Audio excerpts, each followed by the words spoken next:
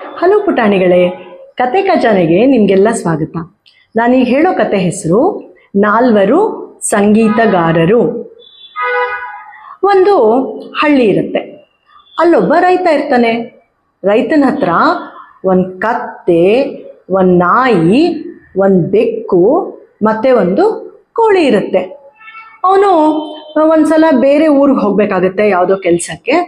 ಅವನೇನು ಮಾಡ್ತಾನೆ, ತನ್ನ ಹತ್ರ ಇದ್ದಿದ್ದು ಈ ಪ್ರಾಣಿಗಳನ್ನೆಲ್ಲ ಕರೆದು, ನಾನು ಪಕ್ಕದ ಊರಿಗೆ ಹೋಗ್ತಾ ಇದ್ದೀನಿ, ನಾ ಬರೋ ತನಕ ಮನೇನ ಚೆನ್ನಾಗಿ ಕಾವಲು ಕಾಯಿರಿ ಅಂತ ಹೇಳಿಬಿಟ್ಟು ಹೊರಟೋಗ್ತಾನೆ.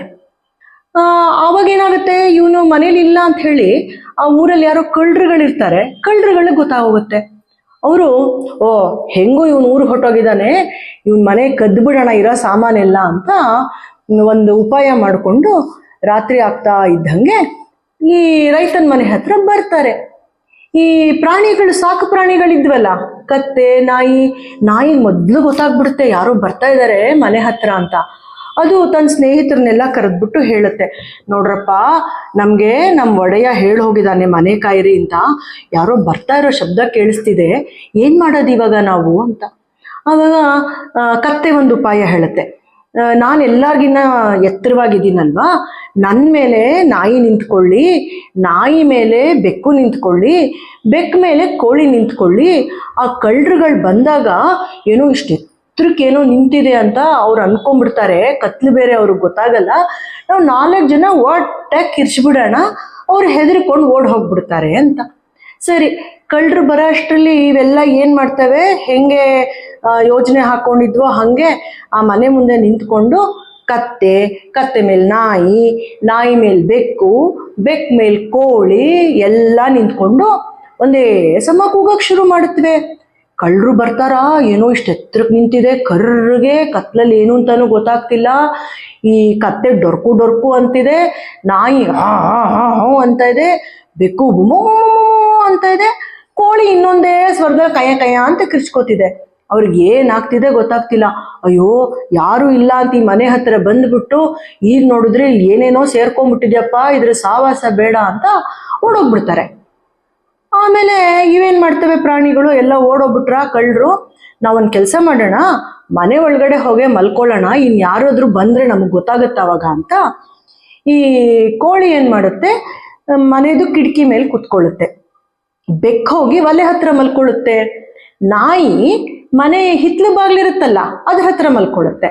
ಕತ್ತೆ ಹಿಂದ್ಗಡೆ ಹಿತ್ಲಲ್ಲೇ ಮಲ್ಕೊಂಡ್ಬಿಡುತ್ತೆ, ಯಾರು ಎಲ್ಲಿಂದ ಬಂದ್ರು ಓಡಿಸ್ಬಿಡ್ಬೇಕು ಅಂತ. ಈ ಕಳ್ಳರು ಓಡೋಗಿರ್ತಾರಲ್ಲ, ಒಂದ್ ಸ್ವಲ್ಪ ಹೊತ್ತಾದ್ಮೇಲೆ ಯೋಚನೆ ಮಾಡ್ತಾರೆ, ಅಲ್ಲಿ ಯಾರು ಬೇಕಂತ ನಮ್ಮನ್ನ ಹೆದರ್ಸಕ್ ಹಿಂಗ್ ಮಾಡಿದ್ದಾರೆ ಅಲ್ಲ, ರೈತ ಇಲ್ಲ ಊರ್ಗ್ ಹೋಗಿದ್ದಾನೆ ಅಂದ್ರೆ ಇನ್ನೊಂದ್ಸತಿ ಮನೆ ಒಳಗೆ ಹೋಗಿ ನೋಡ್ಬಿಡೋಣ ಅಂತ ಮೇಲಕ್ ಬರ್ತಾರೆ. ಬಂದು ಮನೆ ಒಳಗಡೆ ಕಾಲಿಟ್ಟಿದ ತಕ್ಷಣ ಏನಾಯ್ತು, ಆ ಕೋಳಿ ಇತ್ತಲ್ಲ ಇವ್ರ ಮೇಲೆ ಎಗರಿ ಕೂಕು ಬಿಡ್ತು. ಬೆಕ್ಕು ಒಲೆ ಹತ್ರ ಇದ್ದಿದ್ದು ಇವ್ರು ಒಂದ್ ಹೆಜ್ಜೆ ಮುಂದೆ ಇಡ್ತಿದ್ದಂಗೆ ಇವ್ರ ಮೇಲೆ ಎಗರಿ ಪರ್ಚಿ ಬಿಡ್ತು. ಅಯ್ಯೋ, ಓಡೋಟೋಗೋಣಪ್ಪ ಅಂತ ಹಿಂದ್ಲೆ ಬಾಗ್ಲ ಹತ್ರ ಹೋದ್ರೆ ನಾಯಿ ಕಚ್ಚಿಬಿಡ್ತು. ಎದ್ನೋ ಬಿದ್ನೋ ಅಂತ ಹಿತ್ಲ ಕಡೆ ಹೋದ್ರೆ ಅಲ್ಲಿ ಕತ್ತೆ ಇತ್ತಲ್ಲ, ಡಮಾರ್ ಅಂತ ಕಳ್ಳರುಗಳಿಗೆ ಒದ್ಬಿಟ್ವು. ಕಳ್ಳರುಗಳು, ಅಪ್ಪ ಈ ಮನೆ ಸಾವಾಸನೆ ಸಾಕು, ಇನ್ಮೇಲೆ ಈ ದಿಕ್ಕಕ್ಕೆ ತಲೆ ಹಾಕು ಮಲಗಲ್ಲ ಅಂತ ಓಡಕ್ ಶುರು ಮಾಡಿದ್ರು. 4 ಪ್ರಾಣಿಗಳು ಕಿರ್ಚ್ಕೊಂಡು ಅವ್ರನ್ನ ಅಟ್ಟಿಸ್ಕೊಂಡು ಊರಾಚೆ ತನಕ ಓಡಿಸಿ ತಿರ್ಗಾ ಮನೆಗೆ ಬಂದು ಮಲ್ಕೊಂಡು. ಮಾರನೇ ದಿವಸ ರೈತ ಬನ್ನ, ನೋಡ್ತಾನೆ ಮನೆ ಬಾಗಿಲು ತೆಗ್ದಿದೆ, ಆದ್ರೆ ಮನೇಲಿ ಎಲ್ಲ ಸಾಮಾನು ಇದ್ದಂಗೆ ಇದೆ. ಅವನಿಗೆ ಗೊತ್ತಾಯ್ತು, ಓಹೋ, ರಾತ್ರಿ ಎಲ್ಲೋ ಕಳ್ಳರು ಬರಕ್ ಪ್ರಯತ್ನ ಪಟ್ಟಿದ್ದಾರೆ, ನಾನು ಸಾಕಿರೋ ಪ್ರಾಣಿಗಳೆಲ್ಲ ಒಟ್ಟಾಗಿ ನನ್ನ ಮನೇನ ಉಳಿಸ್ಕೊಟ್ಟಿವೆ ಅಂತ ತುಂಬಾ ಪ್ರೀತಿಯಿಂದ ಅವುಗಳನ್ನ ಮುದ್ದು ಮಾಡಿ ತುಂಬಾ ಚೆನ್ನಾಗಿ ಅವುಗಳನ್ನ ನೋಡ್ಕೋತಾನೆ. ಆಮೇಲೆ ರೈತನ ಜೊತೆ ಆ ಪ್ರಾಣಿಗಳೆಲ್ಲ ಸುಖವಾಗಿರುತ್ತೆ. ಮಕ್ಳುಗಳಿಗೆಲ್ಲ ಈ ಕತೆ ಇಷ್ಟ ಆಗಿದ್ರೆ ನಮ್ಮ ಚಾನೆಲ್ ಸಬ್ಸ್ಕ್ರೈಬ್ ಮಾಡಿ. ಇನ್ನ ನಿಮ್ಮ 4 ಜನ ಸ್ನೇಹಿತರಿಗೆ ಈ ಕಥೆನ ಹೇಳಿ. ಮತ್ತೆ ಸಿಗೋಣ. ಟಾಟಾ ಬಾಯ್.